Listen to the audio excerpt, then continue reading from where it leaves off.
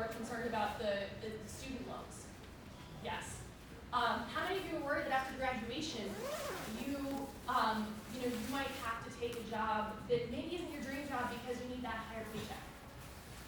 Well, that's where the freedom dividend comes in, $1,000 a month for every American adult, and you can do whatever you want with it.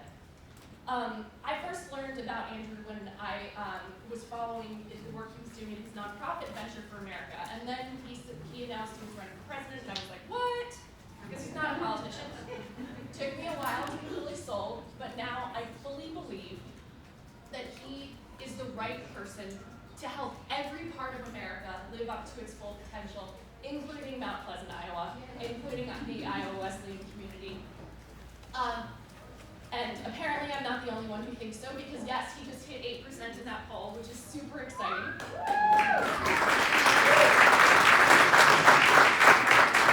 I'm doing everything I can to get him elected as the 46th President of the United States.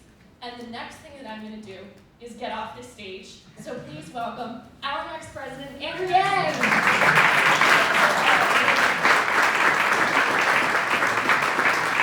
Hello, Mount Pleasant. Hello, Wesleyan University. How are you? Hello, everyone. It's phenomenal to be here. I love campaigning here in the state because you all are some of the most powerful people in our country today. I know it doesn't feel like it, just living your lives, but I've done the math. Do you know how many Californians each of you is worth? About 1,000 each. So how many of us are in this room today? I'm going to give a Trumpian estimate. There are 900 people. It's the biggest room anyone's ever seen. I think there are about 120 people here. But 120 Iowans is like 3 football stadiums full of Californians. So that's the power you all have to turn this country in a different direction very, very quickly. So the question is, how are we going to use that power on February 3rd? Now, you know, most of you know, I'm not a career politician. I'm an entrepreneur and problem solver. And I'm here to help address a challenge that our country's been struggling with for the last several years that we haven't even truly understood. And that question, that challenge is this. Why is Donald Trump our president today? How did he win Iowa, the purplest of purple states, by almost 10 points? That is not a normal happening. If you were to turn on cable news at any point in the last several years, why would you think that Trump won in 2016? Teach us all a lesson. I'm not sure that's what they're saying. Facebook and social media, that's on the list. What else? AI, Russia, Hillary Clinton, emails, FBI, racism, fear, economic inequality. Yeah, things all kind of combine together, this potpourri of explanations. But Mount Pleasant, I'm a numbers guy. I went looking through the numbers for an explanation, and I found one that I think many of you will find very, very familiar. I gotta say, this room's a little weird because you guys are in like literally like a semicircle, so I'm just like, it's like, oh, forgive me if I rotate. Got it. We eliminated, primarily through technology, 4 million manufacturing jobs over the last number of years. And where were those jobs primarily located? Michigan, Ohio, Pennsylvania, Wisconsin, Missouri, and 40,000 right here in Iowa. I have been to the towns in Iowa that lost their manufacturing jobs, and after the plant closed, the shopping district closed, people left, the school shrank, and that community has never recovered. I saw the exact same pattern play out in communities in Missouri, Ohio, Michigan, Western Pennsylvania. I spent the last 7 years running a nonprofit that helped create several thousand jobs in each of those states. And unfortunately, what we did to those manufacturing jobs, we are now doing to other jobs in other parts of the economy. How many of you have noticed stores closing around where you live here in this part of Iowa? And why are those stores closing? Amazon, that's right. Some people say Walmart. Walmart's like a tank that came in and like ran over all the mom and pop retailers. And then Amazon's like a spaceship, hovering over the whole thing, sucking up $20 billion in business every single year, closing 30% of America's stores and malls. Most common job in the economy is retail clerk. The average retail clerk is a 39-year-old woman making between $8 and $12 an hour. What is her next opportunity going to be when the store closes?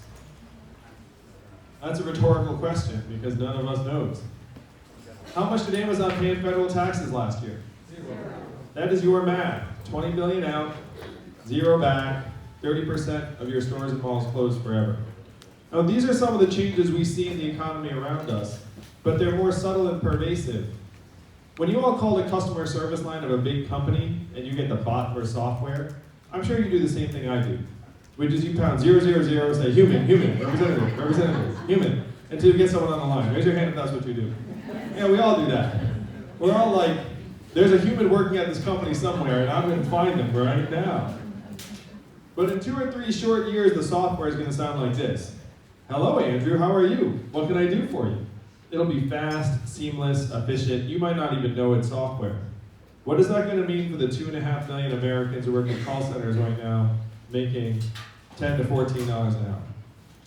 How many of you all know a truck driver here in Iowa? It's the most common job in 29 states. 3.5 million truckers, 94% men, average age 49. My friends in California are working on trucks that can drive themselves. They say they're 98% of the way there. A robot truck just transported 20 tons of butter from California to Pennsylvania 3 weeks ago with no human intervention. Why did they choose butter for this maiden voyage? I have no idea. But if you Google robot butter truck, the story will pop up, and at the end of the route was a giant stack of pancakes, as far as the eye can see. Kidding about the pancakes, but everything else is true. You can look it up. What will the robot trucks mean for the 3.5 million truckers or the 7 million Americans who work at truck stops, motels, and diners that rely upon the truckers getting out and having a meal every day? How many of you have been to Iowa 80 in Davenport? Me too. They've got a mean buffet. They proudly say that 5,000 people stop at Iowa 80 every day. What will that number be when the trucks no longer have drivers? We're in the midst of the greatest economic transformation in the history of our country, what experts are calling the 4th Industrial Revolution. When's the last time you heard a politician say the words 4th Industrial Revolution? 3 seconds ago. And I'm barely a politician. And my wife, who's on the way here with our kids, I'm very excited about it, my wife can vouch for the fact that if she thought I was going to run for president when we were dating, she would have run the other direction. These were not the conversations of the Yang household. Certainly when I was growing up, my parents were not like, you're going to run for president someday. They were more like, you're terrible, clean your room, your brother. But I was an entrepreneur, I am an entrepreneur who created thousands of jobs throughout the Midwest and the South. We were getting medals and accolades and awards for our work. I got honored by the Obama administration multiple times, so I got to bring Evelyn to meet the president. My in-laws were very excited about me that week. They were like, check it out. She did all right. But I had this sinking feeling that my work was like pouring water into a bathtub that had a giant hole ripped in the bottom, because things were getting worse and not better in many places. And then Trump wins. I realized the water rushing out helps sweep him to the White House.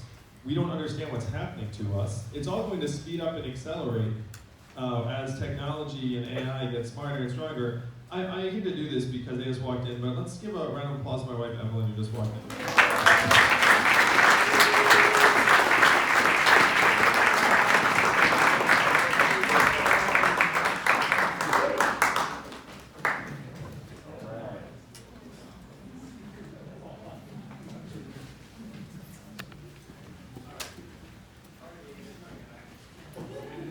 I just said that you would have run the other way if you thought I was going to run for president when we were dating. Periodically someone thanks me for running for president. I say thank my wife, because 1, she let me run, and 2, she's been sacrificing much more than anyone else while I've been on the road. So I love you and appreciate you so much.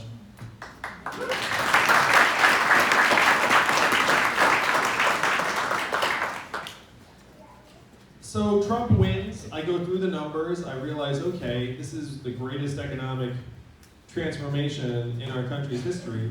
And I go to our leaders in DC and I ask, what are we going to do to help our people manage this transition? What do you think the folks in DC said to me when I said, what are we going to do? Yeah, someone at another event made the Scooby-Doo noise, like, oh, oh.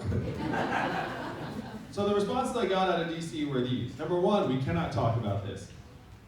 Number two, we should study this further. And number three, we must educate and retrain all Americans for the jobs of the future. Raise your hand if you've heard something like that out of someone at some point. Yeah, that's familiar, right? And you're like, okay, that sounds sort of responsible, but I'm a numbers guy. Do you all want to guess what the effectiveness rates were for the government-funded retraining programs for the manufacturing workers who lost their jobs in the Midwest? 15%. So you know it's low because I'm anchoring you low, but you also know it's low because you know people.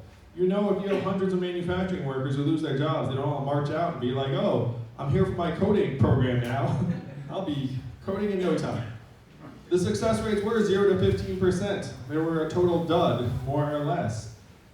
Almost half of the manufacturing workers who lost their jobs in the Midwest left the workforce and did not work again. Of that group, almost half filed for disability. You then saw surges in suicides and drug overdoses in those communities to the point where America's life expectancy has now declined for the last 3 years in a row. You know the last time America's life expectancy declined 3 years in a row? Shout it out. World War II is a fine guess. Great Depression's a great guess. It's the Spanish flu of 1918, a global pandemic that killed millions.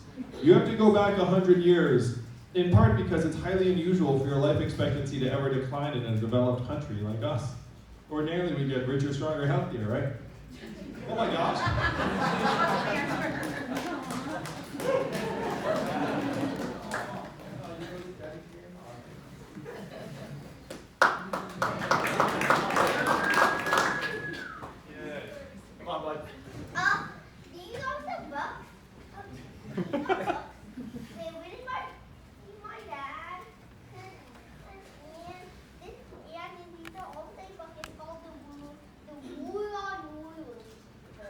That's right, my son. Nice reading. Yeah.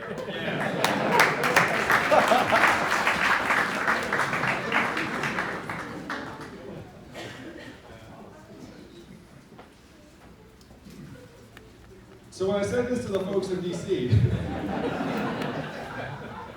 that, hey, these retraining programs aren't working, one of them said, well, I guess we'll get better at it. Well, one person said something that brought me here to you all today. He said, Andrew, you're in the wrong town. No one here in DC will do anything about this.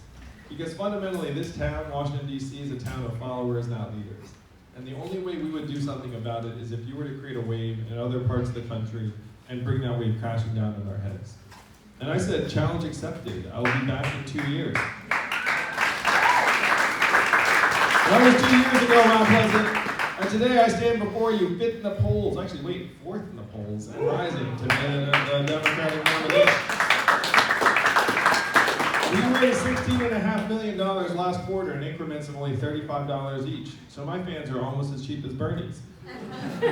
But there was no corporate PAC money in that money. This is all an uprising of the people to take back our government, get it working for us. Because who's it working for right now? It's working for these corporations that have had their run of the place for years. This is one reason why Donald Trump is our president today. He went in and he said he wants to drain the swamp. I want to do something a little bit different. I want to distribute the swamp. So let me explain what I mean by that. Why do we employ hundreds of thousands of people in the most expensive city in the country? Why wouldn't we move some of those jobs to Michigan, Ohio, Pennsylvania, Iowa? We'd save billions off the bat. And I'd argue we'd make better decisions because the agencies would live someplace normal and not in DC where they just talk to each other all the time.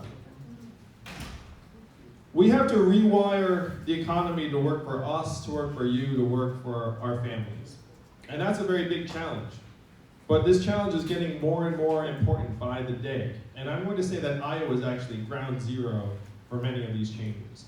They started on your farms. You saw your farms get consolidated and have a lot of the jobs mechanized away. It shifted to your factories, 40,000 manufacturing jobs and counting. Now it's on your main streets. You have to turn it around before it hits your highways.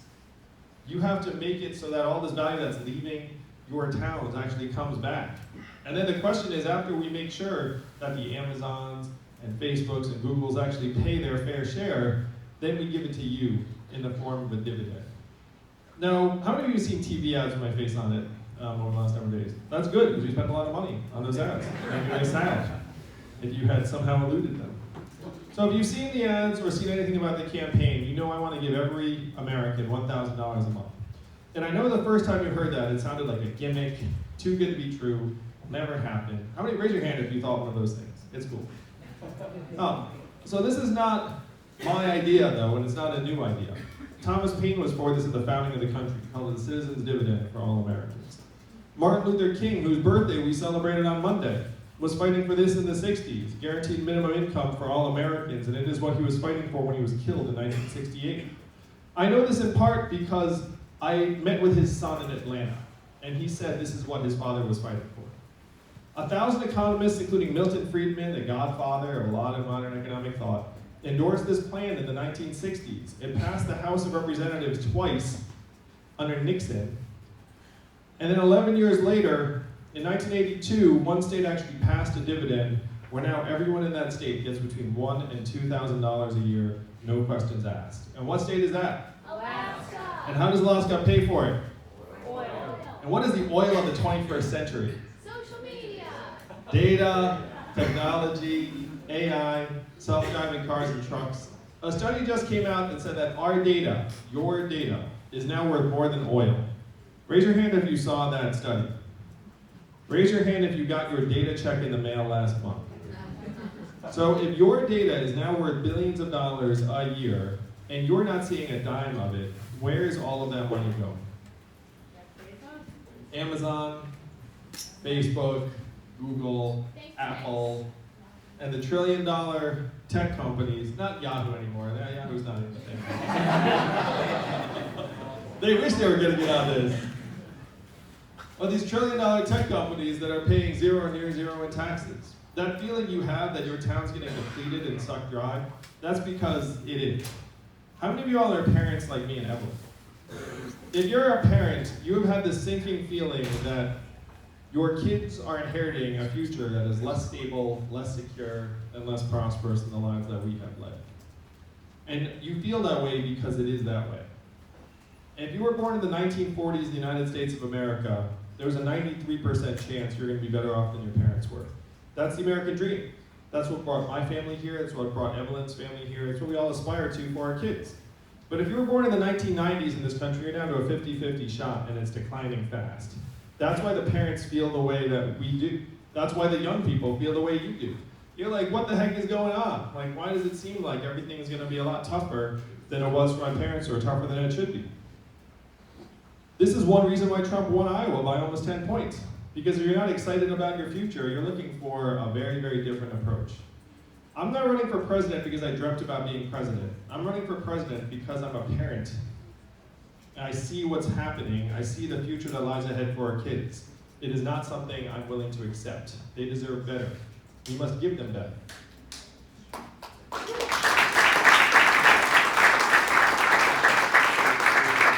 So in this context, if we get our people, you, your tiny fair share of every Amazon sale, every Google search, every Facebook ad, delivered to you in the form of this dividend, build a trickle up economy from our people, our families, and our communities up. We can build the economy that actually works for us and our families, in part because after you have this money in your hands, where will it go? How would it actually be spent? How much of it would stay right here in Iowa or around Mount Pleasant? Most of it, not all of it. You might get your own Netflix password. But most of it would go to car repairs you've been putting off, and daycare expenses, and Little League signups, and local nonprofits, and religious organizations. This is how we actually give ourselves, our kids, and our communities a real path forward. We're getting all of these messages about how great things are. Corporate profits, record highs, GDP, record highs. But if your corporate profits are going up and your life expectancy is going down, which do you listen to? Now, we know which one DC is listening to. DC can barely see people in life expectancy anymore. They're just following the dollars around. I'm for term limits for members of Congress. When we send people to DC to do our work, they should be trying to get the job done and then come home. They should not be trying to crouch there for as long as possible, being like, ooh, I like it, I like it. Let me stay. No, we send you there, you do as much as you can, and then you come home. As your president a year from now, I'm going to get term limits passed, and this is how we're going to do it. This will be fun. So I'm the president, I go into Congress and say, hey, we should really pass term limits, 12 years, and then you're out. But current lawmakers are exempt. Do you think they'll pass that? They'll pass that the next day. They'll be like, we do this for the American people. Because they're all grandfathered in. But before you know it, they'd get phased out too, and then you'd have a legislature that's actually much, much more responsive to us. We have to get our economy working for you all and the people of this country. These economic measurements are leading us off a cliff. You have record high corporate profits. You know what else are at record highs in the United States right now? Suicides, drug overdoses, stress, anxiety, student loan debt, mental illness, depression, medical debt, people living paycheck to paycheck. You know what are record lows right now in the United States of America? Young people starting businesses, getting married, having kids. All the things that you associate with a thriving society are now at multi-decade lows. So we have to line up corporate profits and how we are doing. Right now they're actually completely on different pages. And I know how messed up the economic measurements are in large part because of my own family. Evelyn, most days, is at home with our 2 boys, one of whom is autistic. What does her work get valued at in our economic measurements right now? Evelyn and every stay-at-home parent gets a 0. How about caregivers taking care of ailing loved ones? 0. That's a 0. How about activists and volunteers trying to make communities stronger? 0. Coaches and mentors looking out for the next generation? 0 most of the time. 95% of artists? It's tough, but that's a 0. You know one thing that's profound you don't think about, how about local journalists? Almost 2,000 local papers have gone out of business over the last number of months because all of their advertising revenue went up to the internet. 200 counties in our country don't even have a local paper anymore. You know what doesn't function as well if you don't have local news? Local government. Democracy. Because how the heck can you vote on what's going on in your town if no one's actually covering what's going on in your town? These are the things we claim to value most in our lives. Our families, our communities, our democracy, and they're getting zeroed out one by one by one. They're getting zeroed out because we've been collectively confused as a country to think that economic value and human value are the same things. And your job on February 3rd is to say to the rest of the country they are not the same things. That we each have intrinsic value as Americans, as citizens, and as shareholders of the richest country in the history of the world.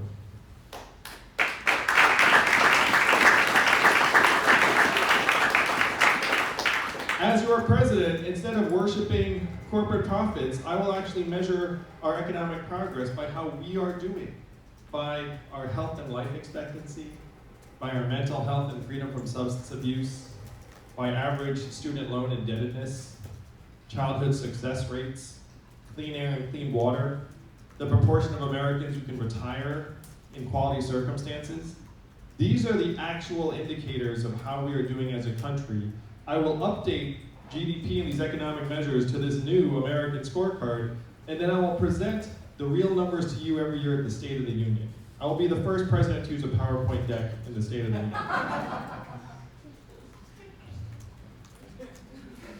If you like that visual, then this is the right campaign for you. So this is how we rewrite the rules of the 21st century economy to work for us, our families, and our kids. This is how we actually get excited about the future we're leaving to the next generation. I've run organizations for decades, and there are a few things you can do for people when you run organizations. Number one, you do nothing. They typically leave you within a year. Number two, you tell them how great they are. That works for about 1 year, and then they leave you between years 1 and 2. Or number three, you actually pay them appropriately, you invest in them, you give them raises, you try and create a path to the future for them, and then they stay with you for years. What are we doing right now for our kids? Some combination of 1 and 2. Or we're telling them, hey, it's going to be great, and then they actually are feeling, it's like, wait a minute, I'm not sure how great this is going to be. Imagine if we lived in a country which you can make happen in just, 10 days? 10 days. Where we can look at our kids in the eyes and say, your country loves you, your country values you, and we will invest in you, for real. And they'll actually feel it and know it. Imagine with every senior in high school gets a financial literacy class their senior year, and then they start getting the dividend. And then senior spring, we send them to another part of the country to live and work for a month, the American Exchange Program, because the exposure will be really positive for them, and they don't learn anything senior spring anyway. So this is how we can actually imbue citizenship with real meaning, with real value. Donald Trump's our president today, in large part because he had a very simple message. Americans understood it. He said he was going to make America great again. What did Hillary Clinton say in response? America is already great. Remember that? It's been a long 3 years. I know. But it is now coming to an end. That response did not go over well with many Americans because the problems are real. We have to acknowledge their depth and reality and severity, but then we need solutions that will actually move our country forward. What were Donald Trump's solutions? Build a wall, turn the clock back, bring the old jobs back. Iowa, you know we have to do the opposite. We have to turn the clock forward. We have to accelerate our economy and society to rise to the real challenges of the 21st century, like climate change. We have to evolve in the way we see ourselves and our work and our value. I'm the ideal candidate for this job because the opposite of Donald Trump is an Asian man who likes math. Thank you all very much. You may not know this, Dr. President, but math is an acronym, and what does it stand for? Make America think harder. That's right. That is your job on February 3rd. It is your job to move this country that we love so much. Not left, not right, but forward. And I know that's just where you will take us on February 3rd. Thank you so much.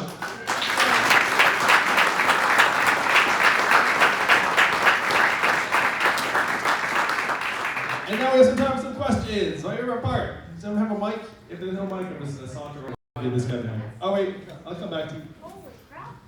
I actually got picked. Woo. So, Mr. Yang, I like the idea of the freedom dividend, but I'm concerned that $12,000 more for every American would increase inflation. Sure. And would make things cost more and ultimately maybe not balance out entirely, but not end up being as impressive as it sounds. Great. What's your name? Zora. And are you a student here? No. That's fine. So this is a great question, Zora, and you're not alone in asking it. I'm sure other people are thinking the same thing. So I'm going to go through a fun illustration. I'll be your president a year from now. Thank you for that. You get the dividend sometime thereafter, and you're in a good mood and you want to celebrate. What is a restaurant that you go to here in town that's like good, not like crazy fancy, but like, hey, you're kind of excited to go? Pizza Ranch. Did someone say Pizza Ranch? Oh, because I love Pizza Ranch. I have Pizza Ranch at least every other day when I'm here in the state. Because you go and it's like unlimited pizza, unlimited fried chicken, and that dessert pizza that you always have to get a slice of.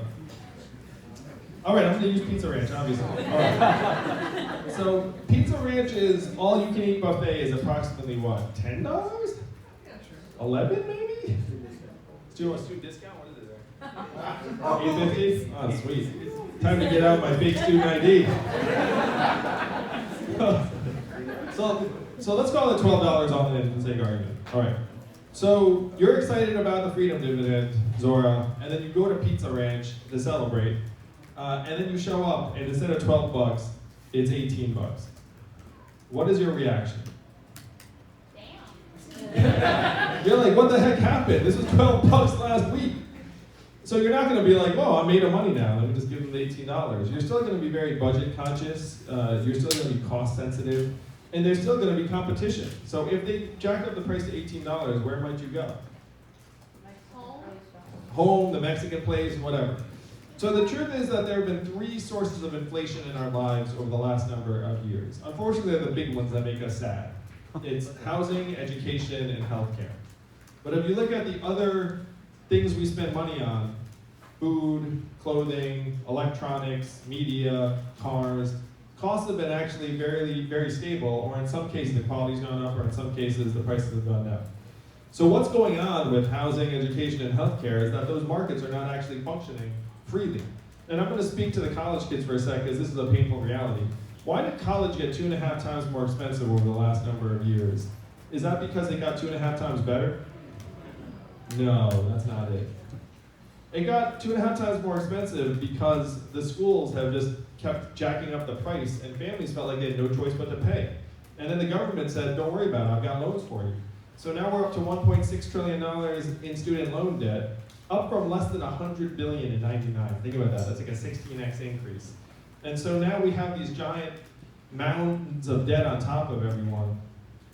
And it's not because of a quality change, just because the market isn't working right.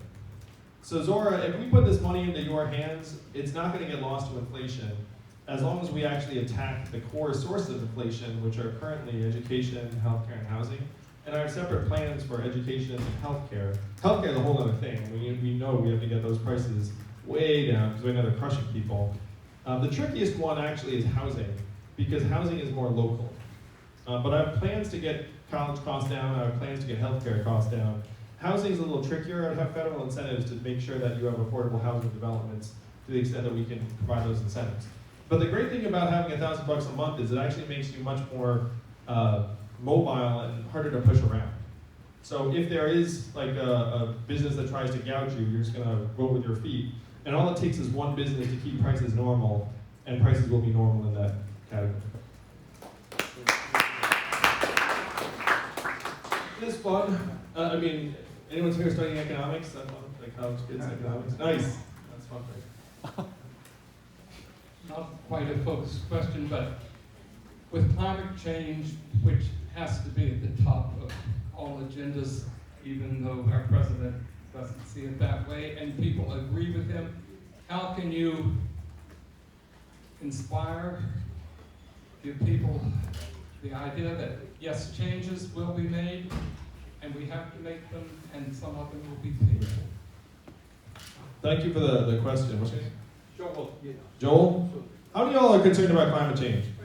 Yeah, me too. If you don't have your hand up, you should, because it's a buzzsaw. You all seen these images from Australia? Oh my gosh, it looks like a science fiction apocalyptic movie come to life. So one thing I find frustrating is when political figures talk about preventing climate change. What's wrong with that statement? It's already here. We're already on the curve. You've seen it with flooding. 4 last year has been the 4 warmest years in recorded history. So at this point, we have to face facts and start making ourselves more resilient, more adaptive, and protecting our communities from the ravages of climate change over time. So one of the things I say to people, there are a couple things. Well, I'll start with, if you were to put a price tag on climate change, what would it be? For context, the economy of the United States of America is $21 trillion a year. So what do you think the cost of climate change is going to be to us? Tens of trillions of dollars over time, and unfortunately thousands and thousands of lives. So what we have to do is incorporate that cost into our ways of doing business right now, and let Americans see that doing nothing is incredibly expensive. It's actually cheaper to spend some money shoring up the river line and making yourselves more resistant to floods than it is to wait until the floods come and then have to clean up after the fact. Now, one reason why we are not making progress on climate change, and it's related to the other issues we're talking about, in a country where 78% of us are living paycheck to paycheck, and over half of us can't afford an unexpected $500 bill, if I come to your door and say, we need to fight climate change, what's a very natural response? Don't have money. I can't pay next month's rent. Like, a problem of next year or 10 years from now has to wait in line. And then human nature is like, well, maybe this problem's not so bad anyway. Maybe they're just trying to scare me. So how do you reverse that? You get the boot off of people's throat financially. You let them know that your future, your kid's future is secure. How many of you would agree with this statement? Americans are getting less reasonable, less rational, less optimistic, and more prone to bad ideas. Raise your hand if you agree with that. So the odds are very high that that is exactly what's happening to us. Because research has shown that if you can't pay your bills, it has the functional impact of decreasing your IQ by 13 points, or 1 standard deviation. So if you can't pay your bills and you have your head down and then someone comes and talks to you about like a big generational problem, you're just like, I don't really deal with that. So by getting the economic scarcity off of people, you can actually improve their attitude towards big problems like climate change and then speed us up.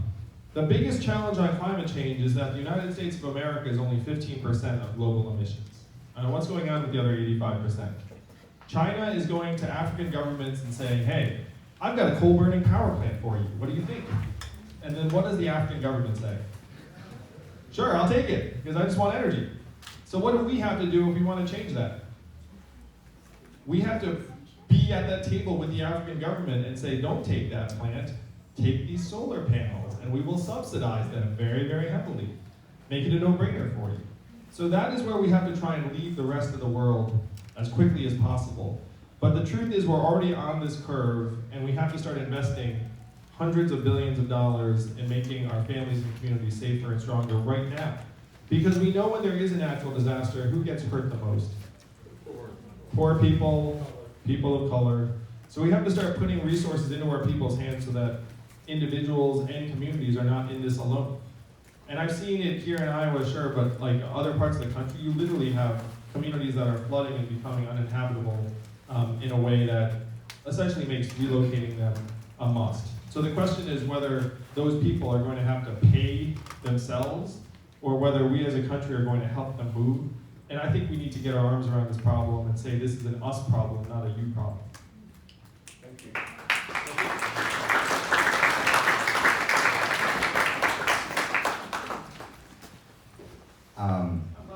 Yeah, got to me.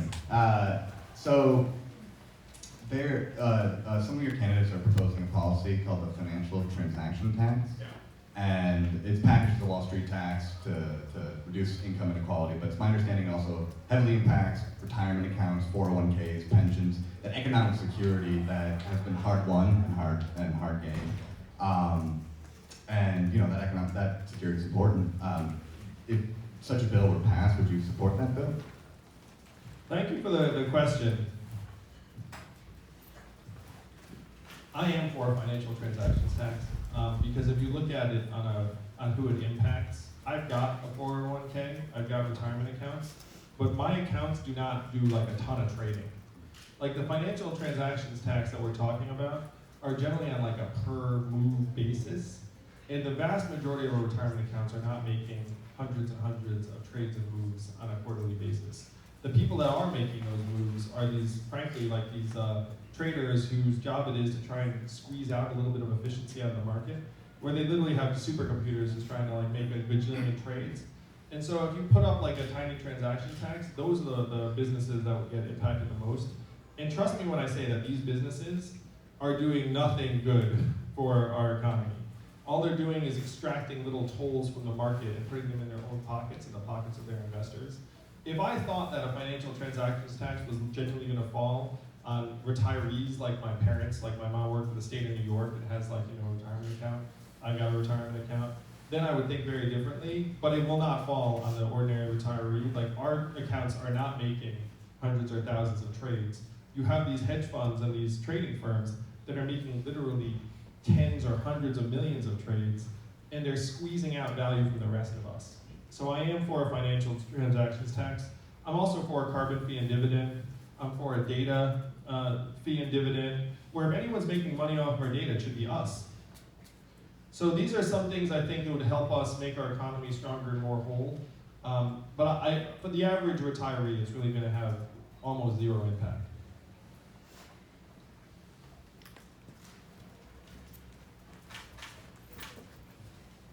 Good afternoon.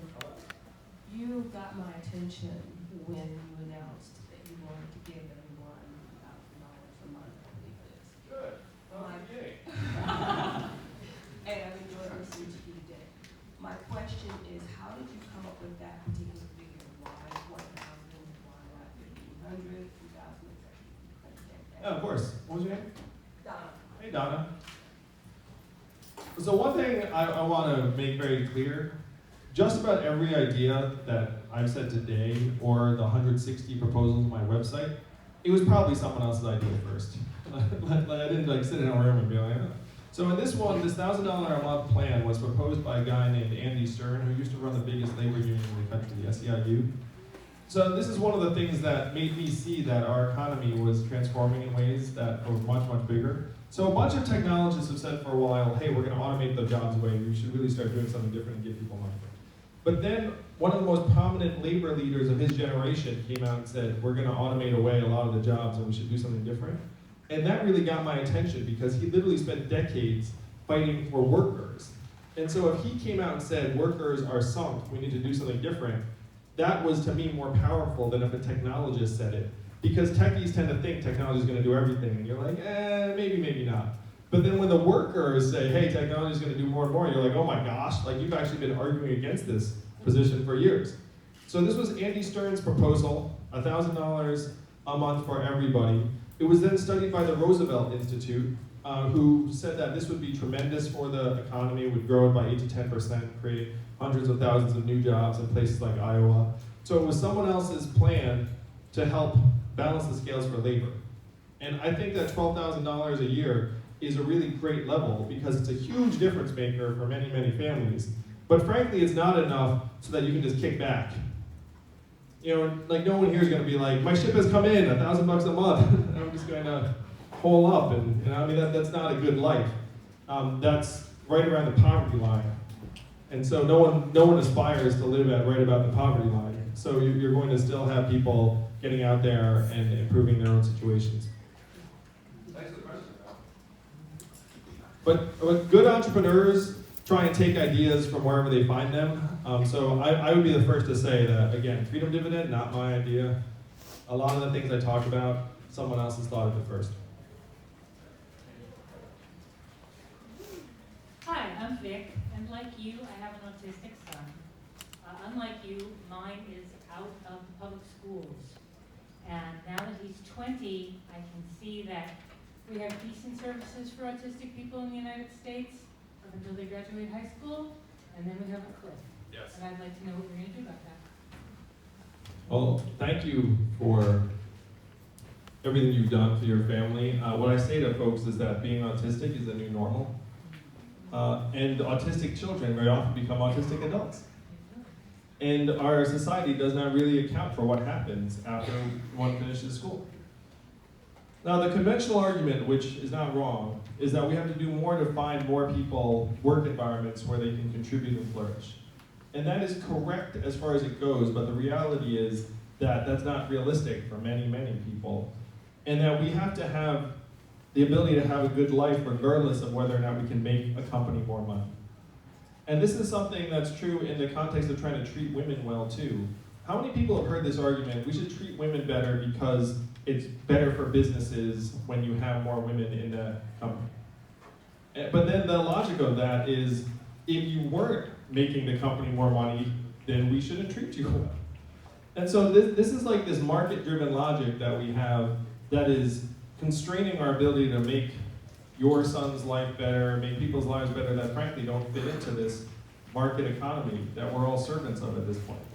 My fundamental argument is that we don't work for the economy works for us.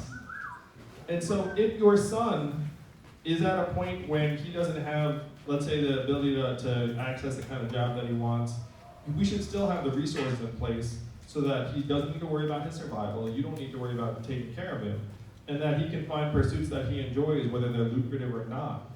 This is true not just for your son or my son or the people who are in these situations around the country. It's also true for retirees and people that are hitting retirement age who right now will not be able to retire with dignity.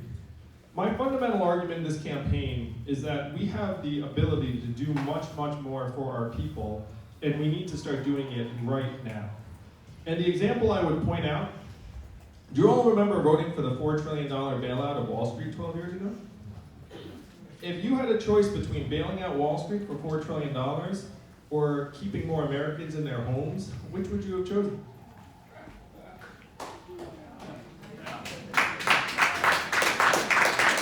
So this time, we're going to choose our people.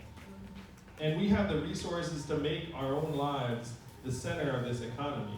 We just have lacked the political will to do so. When we bailed out Wall Street, I was so disgusted by it, I quit my job, started a nonprofit, and ran it for 7 years just to try and clean the stench off of myself, even though I had nothing to do with it. I was just in the vicinity. But it just felt so dirty to me that I was like, yeah, I have to try and at least point a direction that people would do that's like the opposite of Wall Street. But now I realize that the changes we need in our economy for people like your son are much bigger and more fundamental. And they will not happen unless we get to the top of our government and make it work for us again, and not the companies that are getting rich off of us.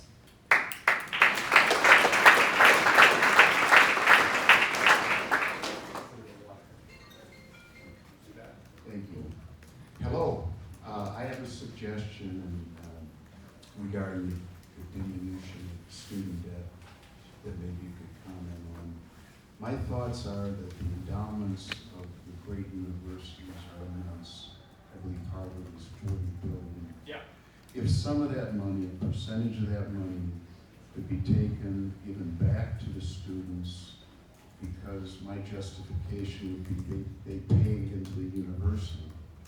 And then, over a period of time, the benefactors of those universities would get a tax deduction anyway to replenish the endowment over a period of time. So some of these billions of dollars that are accumulated in the universities would be given back to the students as a justification for them paying their tuition. What's your name, sir? Ron. So Ron's pointing out something interesting that's happening at the high end of our universities, where we have a handful of universities, let's call them Harvard, that are now worth tens of billions of dollars, and they still are tax exempt. They're opening campuses in Shanghai and Dubai and the rest of it, and they're still saying to us that, that let's sort of say students who show up there, like, obviously are paying into this $40 billion. Now, Harvard's its own case. I actually have a specific law I proposed that says that Harvard should open a campus in Ohio or Michigan or Iowa in the Midwest before it opens a campus in Shanghai or Dubai, because we're subsidizing to the tune of billions of dollars. It's like, where would you rather see Harvard open up a campus? Another place in the US or like in China? I mean, to me, it's a pretty easy call. But Harvard's its own thing. There's only one Harvard. Harvard's so rich that if you get into Harvard, they actually essentially pay for you to go, and it's essentially free. So I'm less concerned about Harvard students. I'm more concerned about Iowa Wesleyan students. I'm more concerned about Monmouth College students. I'm more concerned about people, community college students. And those schools almost never have massive endowments where you could actually make that kind of mechanism work. So we have to do everything we can to get the prices down for colleges at every level. Certainly $1,000 a month in the hands of every 18-year-old would go a long way, because then no matter what you do, it's at least partially paid for.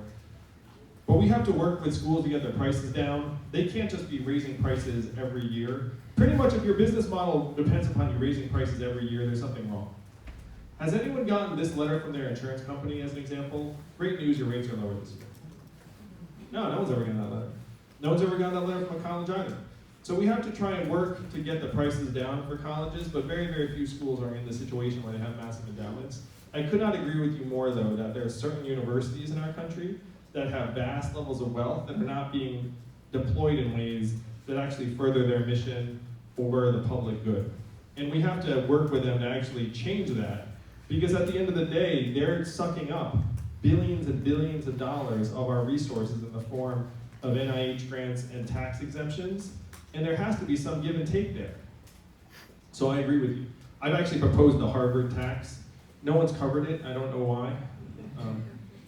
Maybe there's some Harvard person trying to keep it from getting out. I joke sometimes, but I might as well just follow through on this. We have to fix the country that Harvard broke.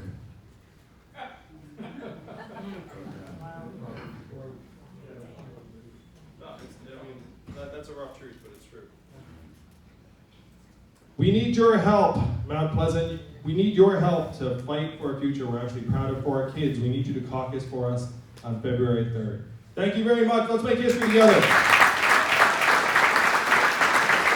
Give another round of applause for the next President of the United States, Andrew Yang. like a selfie with Andrew, we're gonna ask you to line up right here where Lacey is beautifully waving down to the back of the room and around. Thank you so much, everyone, for coming. And if you would like to become, oh, the internet's so bad in here. Hello, Hugh. If you would like to become the top donator to Andrew Yang and get the shout out during this live stream, please go to https://www.theyangame.com. The link is right here. Open on your phone and ready to go. This is what you gotta do. This is what we need you to do, stream. We need you to go. And there's a reason this is so important. We wouldn't be pushing for these donations if, one, they weren't so important. If you go to theyangame.com, it brings up the Secure Act Blue page. Currently, we've raised $132,668 from 3,808 donors. Oh, the internet's terrible in here. Especially since, like... The reason it's so important is because the campaign is actually paying for my rental car over the entire 17-day bus tour. And the only reason they're doing that is because I promised them that I'd raise them $100,000 to make them worth it. So beyond just how important your donations are in general in helping the campaign, they actually help me and Ted continue to cover Andrew Yang's campaign. And I'm telling you guys, there are some exciting things that are going to go on next week that we are going to capture on live stream. And it is something that you don't want to miss. But let's say the campaign's unhappy with our donation totals. They could say, hey, Matt, you know, you get in the way too much, or blah, blah. Because sometimes I get in the way of other people, you know. I'm not a professional at this or anything. So that is why we need your money to prove how important this live stream is. Why should the Zach and Matt Show feed be here? What are we doing to help the campaign? And the number one way that we can help the campaign is to provide them with the financial resources that they need to win the race. So here's what you guys got to do. You got to go into your wallet and you got to take out your credit card. You need to take out your credit card. You got to take it out. You got to take it out right now and donate. Donate to theyangame.com. Every single donation goes directly to the next president, Andrew Yang. Every single dollar. We don't touch the money. It doesn't go into our bank accounts. It is simply a referral link that goes directly to the campaign. And whoever has the top donation will join Yusuf as being the shout-out person who will get a personalized shout-out from Andrew Yang. If you guys missed the stream last night, let me show you what happened when two people donated $888 to Andrew Yang's campaign. This is something you won't want to miss.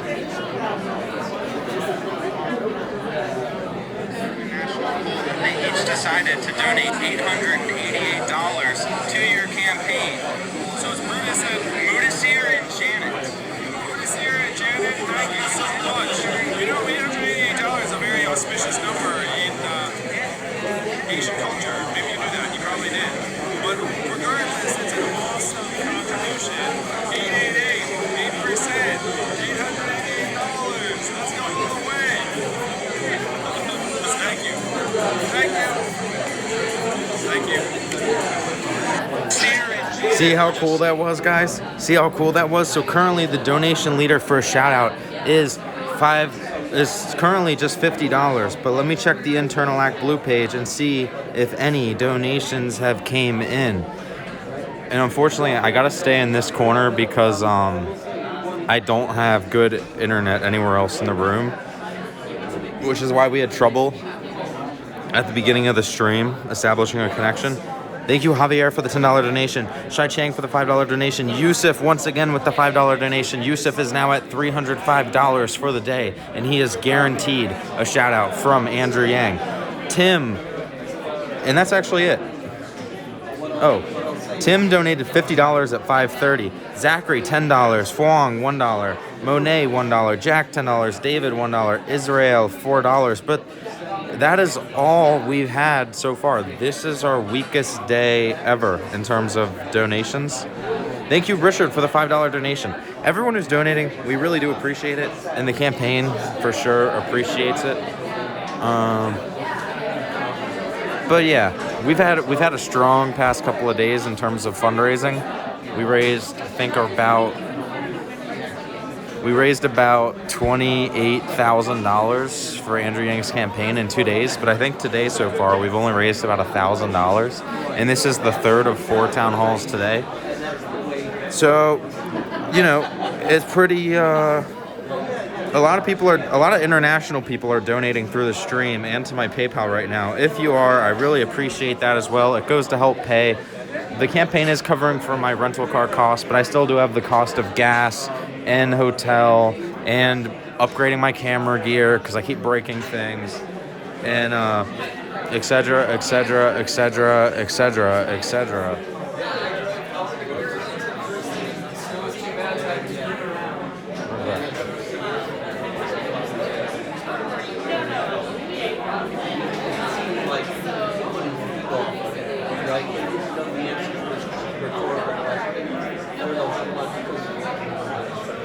Well, that's what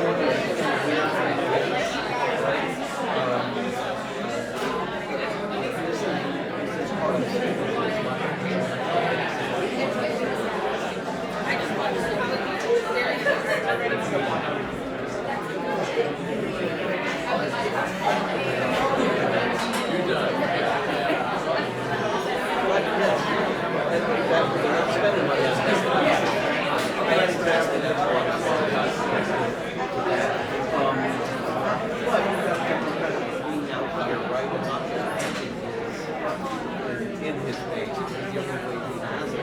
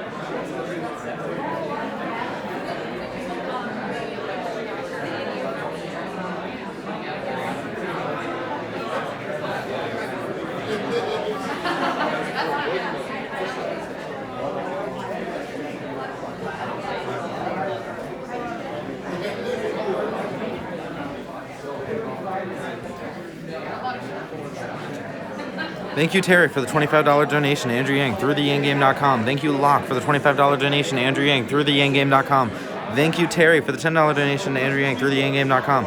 Thank you, Melinda, for the $8.88 donation to Andrew Yang through theyangame.com. Thank you, Eric, for the $5 donation to Andrew Yang through theyangame.com. Thank you, Sham, for the $10 donation to Andrew Yang through theyangame.com. Thank you, Connor, for the $1.11 donation to Andrew Yang through theyangame.com. And thank you, Harrison, who's our new donation leader at $55 through theyangame.com. Thank you, Susie, for the $8.08 donation through theyangame.com. Thank you, David. David is the new donation leader at $100. Thank you, David, for the $100 donation to Andrew Yang through theyangame.com. Thank you, Adrian, for the $5 donation to Andrew Yang. Thank you, Noah, for the $10 donation. This selfie line is coming to an end. Let me pull out the internal Act Blue page. Thank you, Wanda, for the $25 donation, and Joanne for the $10 donation. So right now, our donation leader is David at $100, and Yusuf is also going to get a shout-out for being the donation leader during the last stream. And it looks like we have a guest coming over to do an interview. Hello. So, first of all, you gave the introduction speech at the very beginning. The stream missed out on it because we were having issues with the internet. But we caught we just missed the first 30 seconds. That's okay, I'm not But interesting. what is your name and what do you do exactly? So my name is Caroline McCarthy. I have worked in the tech industry for 15 years, and more recently I've been getting involved in activism around getting both American voters and legislators and elected officials to prioritize tech policy. Mm-hmm.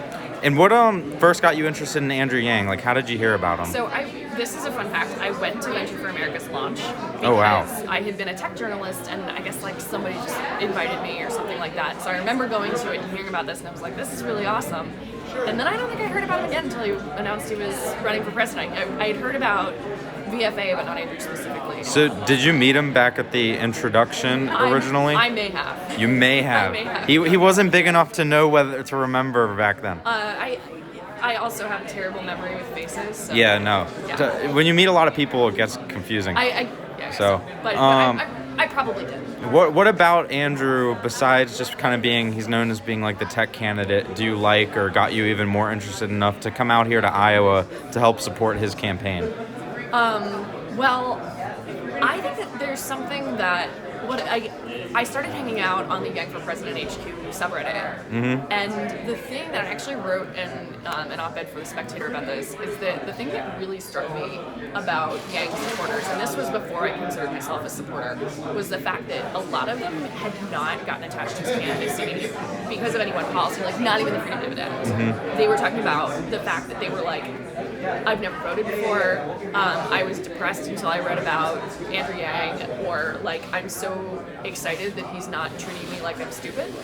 And I think just that the American populace's tolerance for bullshit is reaching kind of a fever pitch, Mm-hmm. or their ability to tolerate total bullshit and cheap lines on cable news chyrons, hyperbolic news, things like that.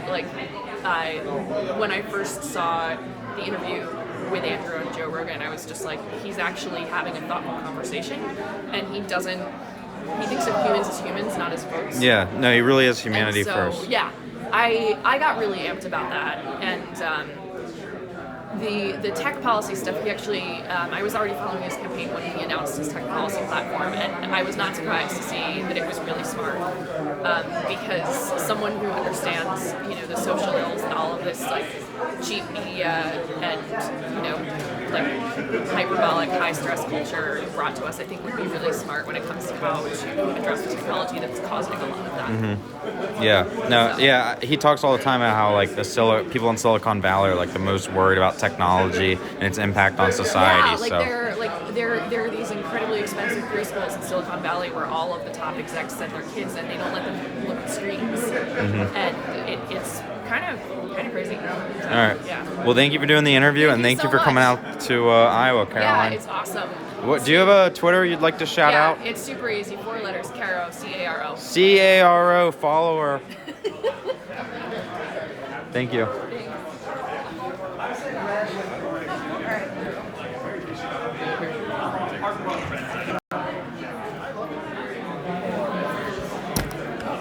Are we there?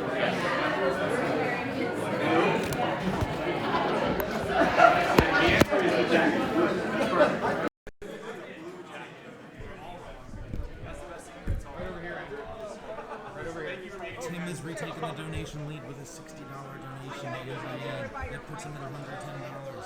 Tim is the new donation leader. Tim is the new donation leader. He has retaken the lead. Actually, Tim's donated. I'm so confused.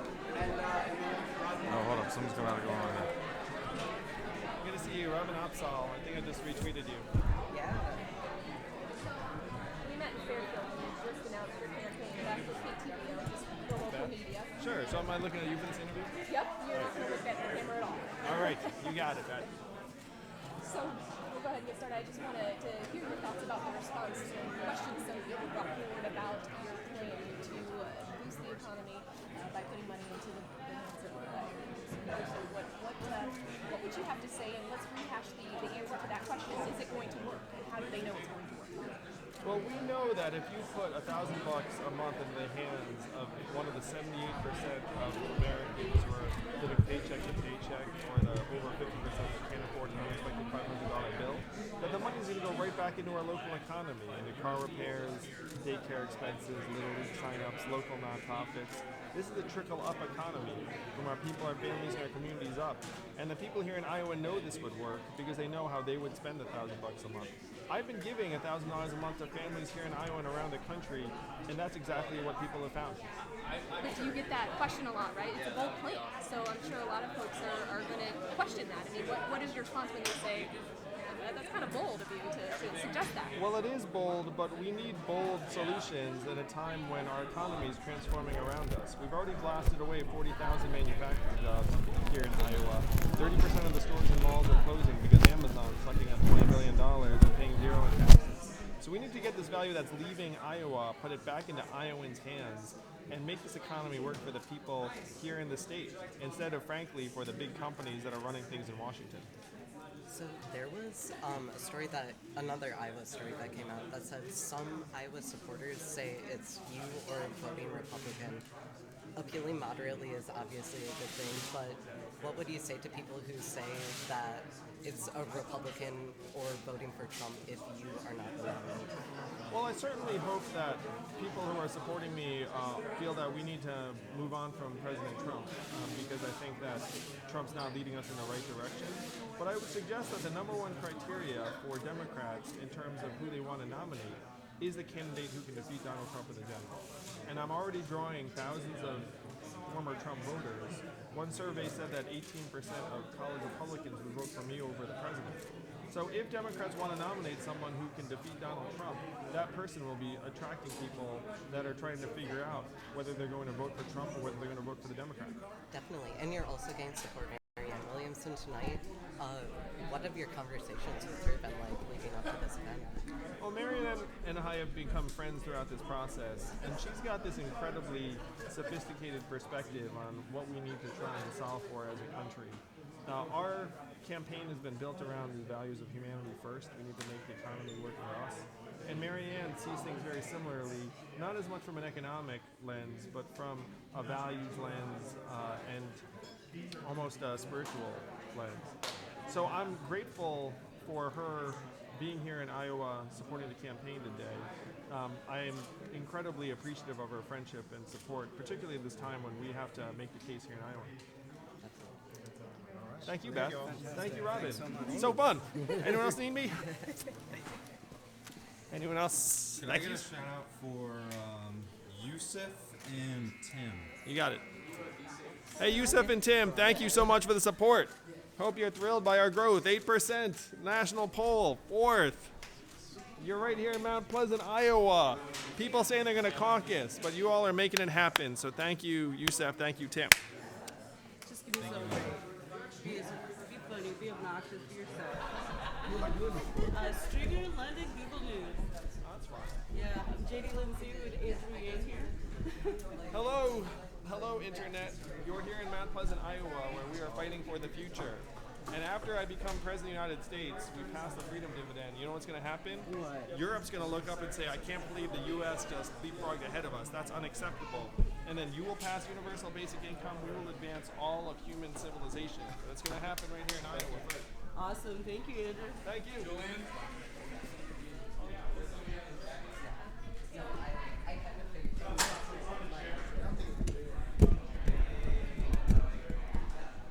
All right, Tim and Youssef, we got your shout-outs. This is a live stream.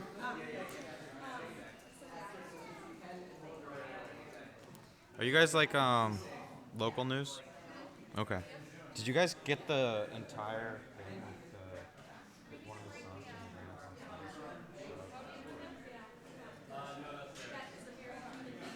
Yeah. Yep, exactly.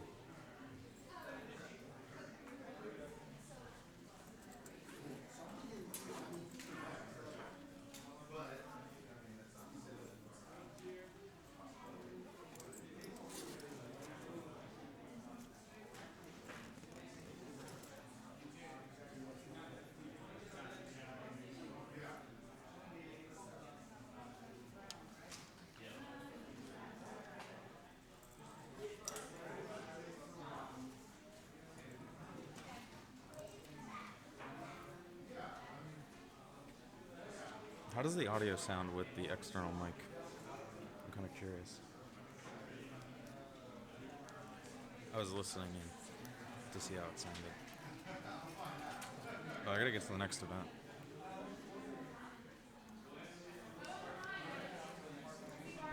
Oh, there's an What's the general direction of the car? It's just a couple lots over. You'll see it right when you get out. It's like, I think there's like one car and then that's all. You'll see it like right for Sunday.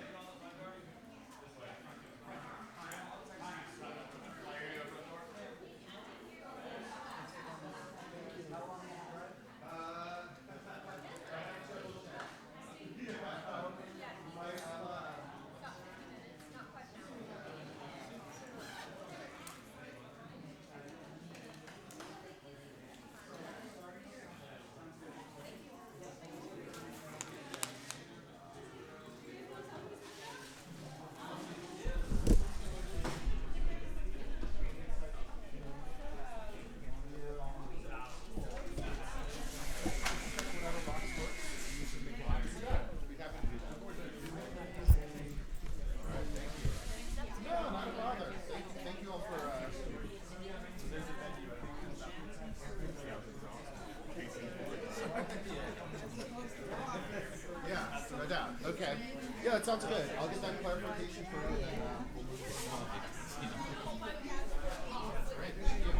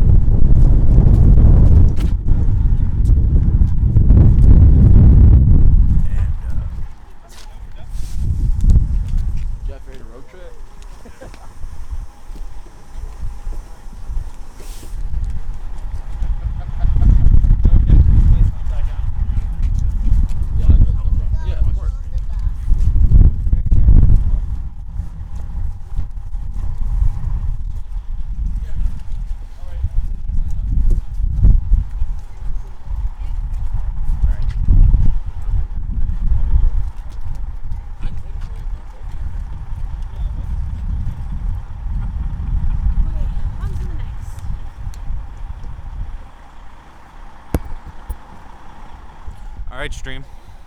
What's up? We are out of here.